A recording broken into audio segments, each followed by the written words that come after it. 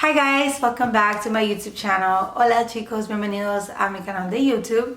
Today I'm going to be doing something a little bit different. I think that a lot of people see me as, this health and fitness guru, this girl that works out a lot, it's in good shape. And of course, aside from that, the fact that, I own my own business and all that jazz. And I think that's absolutely awesome. I mean, it's definitely what I've been working towards, and that's what I want to be known as. But I also feel like a lot of people don't know me. And this comes with not just the people that follow me, but overall people that know me, that are my friends. I feel like not many know who I am. And so I think that maybe if I start sharing more about me, it'll kind of open up more doors and maybe make you guys understand a little bit about what I do. So there's a million things I can tell you. To be honest, my life has a million stories, but I don't want to start talking too much. And so I'm going to kind of split things into videos, and I'm going to be posting it every Sunday. And so if at any time in the video you have a question or you feel like the question might take longer to answer, just comment it below and I will make sure that I answer it. Please make sure to subscribe to my channel so you never miss a video. And yeah, let's get into the video. So let's take it back to day one, February 28th, 1994. A queen was born. I was born and raised in Honduras. So, saludo para todos mis hondureños que me están viendo. I actually lived in Honduras till I was 11. I have 6 brothers and sisters. My little brother Saeed, Catherine, Michelle, Claudia, Valeria, and Junior. So yeah, I have 6 brothers and sisters, and then it's me. So it's 7 of us. So yeah, I grew up in Honduras. I had an amazing childhood. I wouldn't change it for the world. If you've never visited Honduras, it's a beautiful place. I never needed anything. My parents took very well care of us, always made sure that we were good. We were in the best schools, wearing the best clothes, had the best education, all of that. So I definitely owe that to my parents. I'm not gonna lie, Honduras is a very dangerous place. It's a country that unfortunately has a lot of violence and gangs. And so, I remember being 10 years old and having to go to my friend's funeral because they killed her dad, or, one of my dad's friends got killed. And so it was just a lot of people being killed at the same time. And me, myself, I got assaulted when I was 8 years old. I was walking to a pulperia, which is a store. It's one of those, little corner stores. So there's a lot of pulperias in Honduras, and we didn't live in a bad neighborhood. We lived in a pretty good neighborhood. And I remember my mom asked me to go buy something, and I was walking because it's literally down the block, and I remember this guy on a bike, and I was walking, and I was looking at the floor, and at some point I looked up and he was right in front of me and with his bike, and he was oh, give me your money, and he had a gun, and it was all this crazy shit that I don't even know, can't even imagine, as a 9-year-old, I don't know how I was able to take that.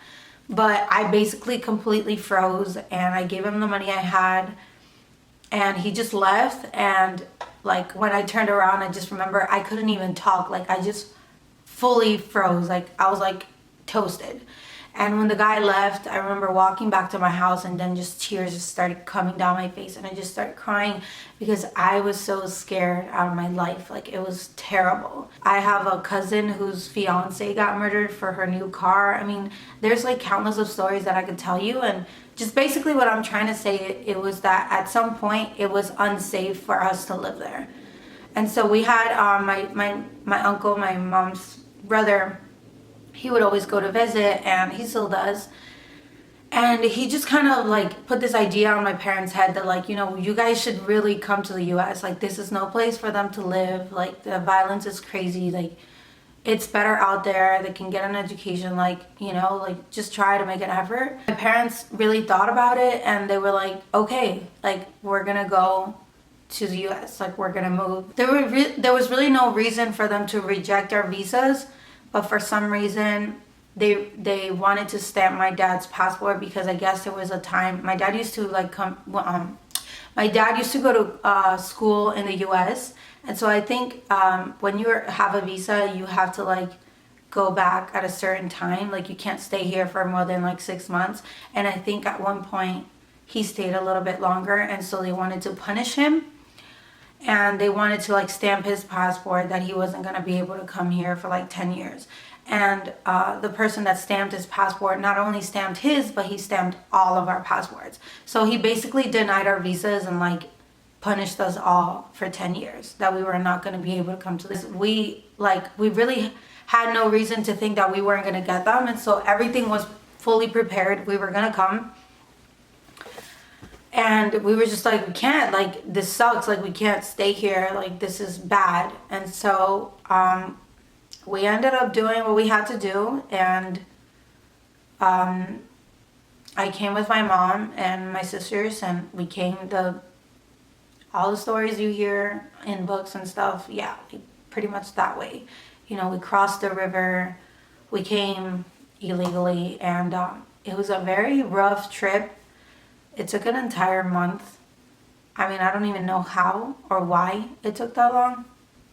But it was definitely not what we expected. I mean, they had painted a picture of it being us being in the car, and just towards the end, we were going to have to like get off and do all that jazz. But it ended up being this whole thing where we like walked for hours. We starved for hours.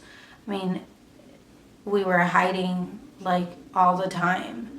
We were walking throughout the night, you know, like I remember one night we were walking through this mountain and it was super dark, and nobody, like only 2 people were allowed to have flashlights, which were the leaders.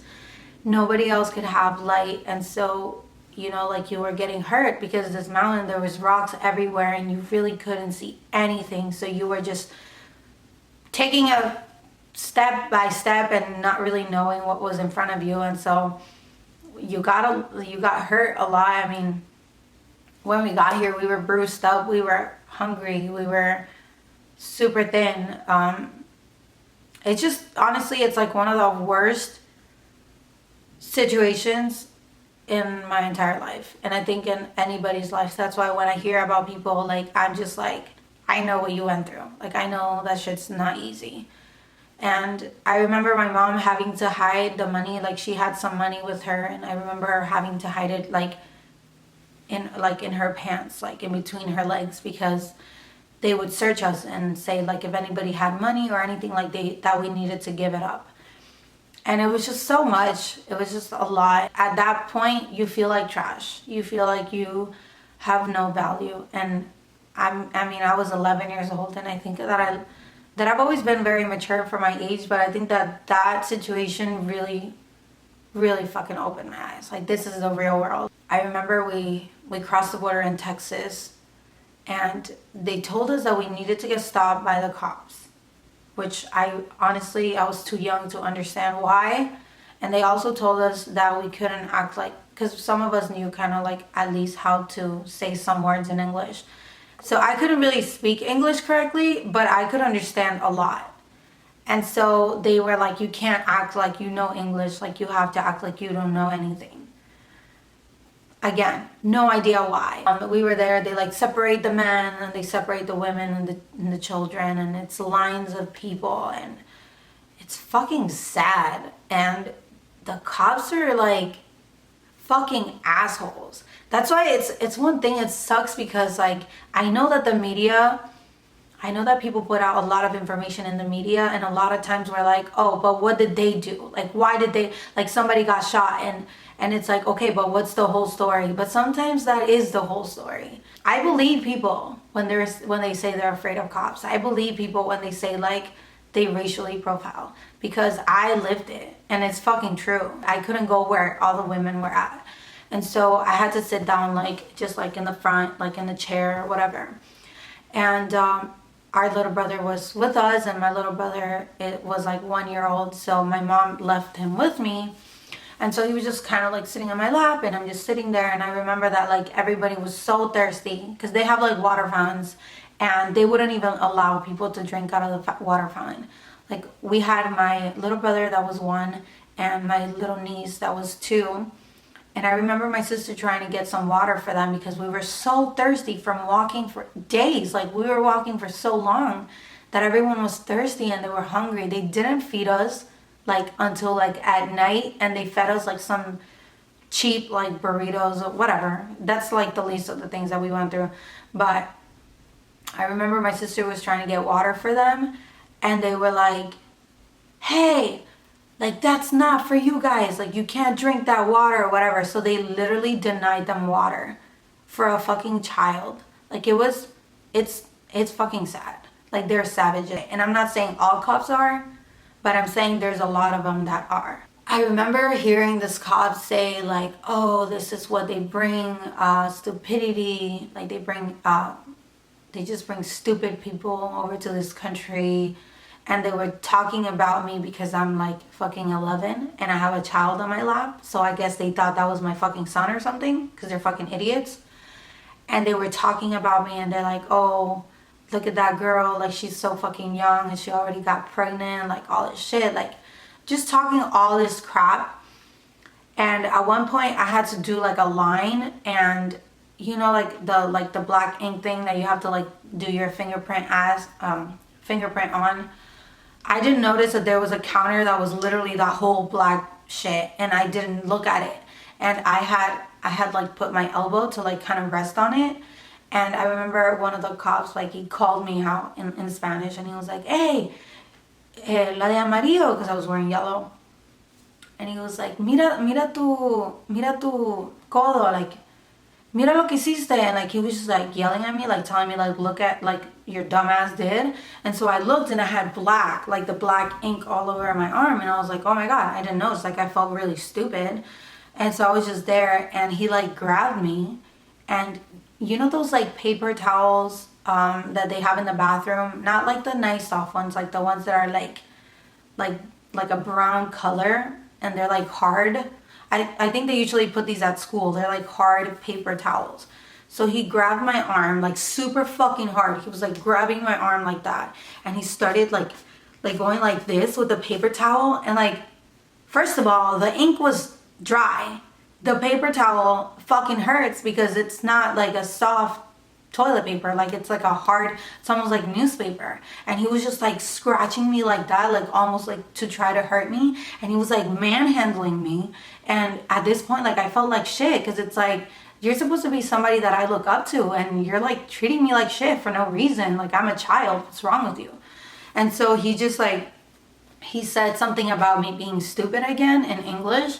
And of course I can't say shit, but God knows that like I was boiling. Like, I wanted to say something I wanted to say so many things in my head, but I didn't say anything. And so then later on I like went back to see my mom, and it was just so much. Eventually they released us, and we came here to LA, and we lived with my uncle for a little bit.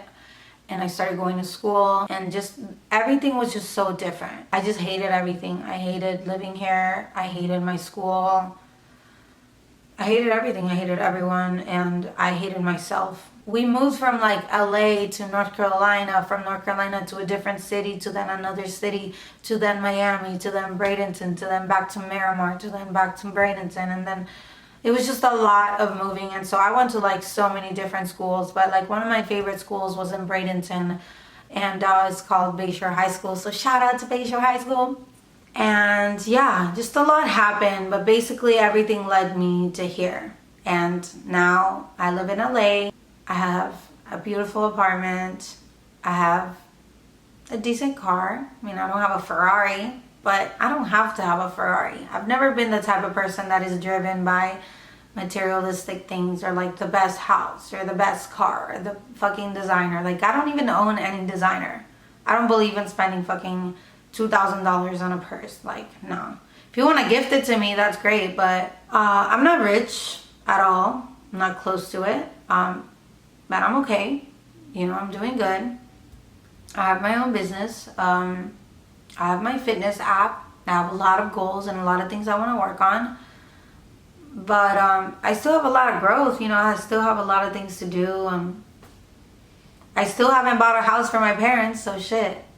I need to like keep working and stuff, but it's just a lot. There's literally like a million other things in between all that stories that I could have talked about, but I feel like this video is taking so long. Like, I've talked forever and I don't want to bore you guys, so I think this is where I will end it. And in my next videos I will be breaking down other things. I know some of you want to know how I started my fitness brand, you know, what my weight loss story is about, and like how did that happen and all that stuff. So if you have any questions for me, guys, please make sure to comment them below. I would definitely love to make a video from next Sunday and just answer as much as I can. And I just want you guys to really know who I am, and I don't want to like be some poser, and I don't want you guys to look at my Instagram and think like, oh, this girl, she's so pretty and she's so perfect and like she must have a nice life and like everything must be amazing, because it's not. Like there's currently a lot of things that I'm dealing with, and maybe we'll get into them a little bit later when they don't hurt as bad. But I just want you guys to know that, you know, like I'm a normal human being, and I want you guys to know about me, and I want to open up. And fuck it, I already like do have like 90% of my life is creating content for social media, so I can't really hide my personal life anymore. We're all just gonna know everything, our little dirty secrets and all that stuff. So guys, please don't forget to subscribe. Please support. Oh my gosh, there's an eyelash in my eye. Shout out to Lash Sisters for always keeping my lashes looking amazing. Shout out to Eric from Agent Salon for this hair. I fucking love it. I haven't styled it today, but I kind of like this look because it's just like I'm chilling, you know. But yeah, this is basically all. Thank you guys so much for watching. I hope you enjoyed hearing a little bit about me. There's more to come. I love you guys so much. Los quiero mucho. Sé que quieren más videos en español y les prometo que voy a tratar de hacerlo siempre. Tal vez uno de mis próximos videos va a ser en español. Besito a todos mis latinos. Los quiero mucho. Gracias por su apoyo. Thank you guys so much for your support. And I'll see you guys next time. Ow! My knee. I hurt my knee, guys. Ciao.